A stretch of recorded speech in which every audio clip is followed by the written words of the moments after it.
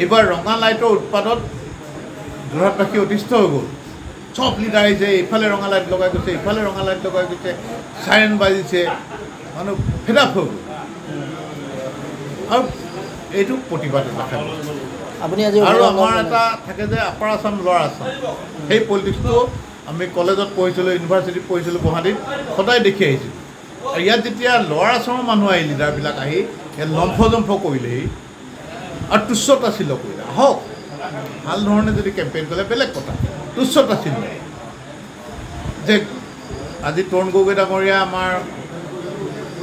মুখ্যমন্ত্ৰী আছিল উজনি অসমৰ পৰা আছিল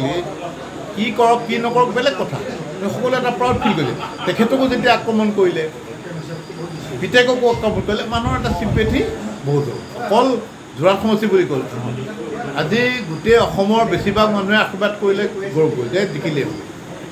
এটা চিম্পেথি এটা আহি যায় যে এইজন এজন মানুহক ইমান আক্ৰমণ কৰিছে ইমান তুচ্ছতাশীল কৰিছে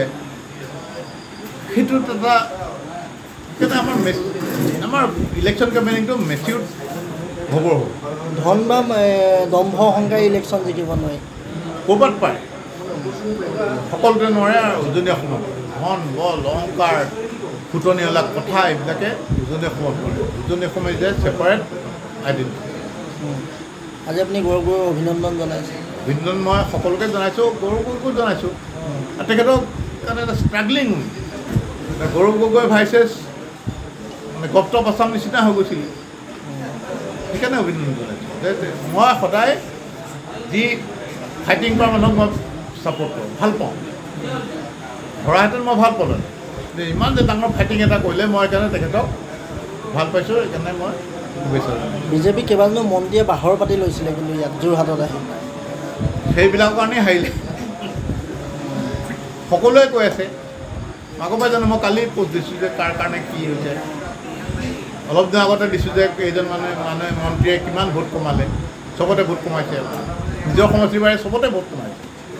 এনেকুৱা বিজেপিত মানুহ আছে তেখেতসকলৰ নিজৰ বাহিৰে সকলোৱে জানে যে তেখেতৰ কথা ক'লেই ভোট কমে বা আমাৰ পাৰ্টিৰ পজিশ্যন ডাউন হয়